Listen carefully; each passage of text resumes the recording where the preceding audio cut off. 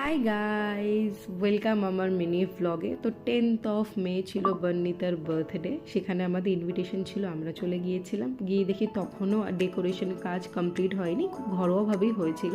তারপরে গিয়ে একটু টুকটাক হেল্প করছিলাম। আর বার্থডে গার্ল তখন তার বন্ধুদেরকে টুপি ডিস্ট্রিবিউট করছে। আর এখানে বার্থডে গার্ল আর তার বন্ধুরা একদম রেডি। তারপরে চললো কেক কাটিং। আর আমি না খুব ভয় পাচ্ছিলাম ক্যান্ডেল জ্বালানোর সময়, কারণ অনেক বাচ্চারা ছিল, কোনো প্রবলেম হতেই পারতো। তো সাবধানতার সাথেই সবটা করেছি। তারপরে কেক কাটা হলো, ওর বন্ধুরা ওকে গিফটস দিল। আর ওনা খুব এক্সাইটেড ছিল কি ওকে কী গিফট দিয়েছে সেগুলো দেখার জন্য। তারপরে বাচ্চারা একটু মজা করছিল, আনন্দ করছিল। তারপরে রাতের ডিনার সেরে যে যার বাড়িতে চলে গিয়েছিল, আমরাও তারপরে ডিনার করে নিয়েছি। তারপরে এসে দেখি বর্ণিতা আর ওয়েট করতে পারেনি, গিফট আনপ্যাক করতে স্টার্ট করে দিয়েছে। ও খুবই মজা পেয়েছিল। তারপরে এটা আমরা ওকে দিয়েছিলাম বার্থডে গিফট হিসাবে, ও খুব পছন্দ হয়েছে। তো এইভাবেই ব্লগটাকে এন্ড করলাম। চলো দেখা হচ্ছে নেক্সট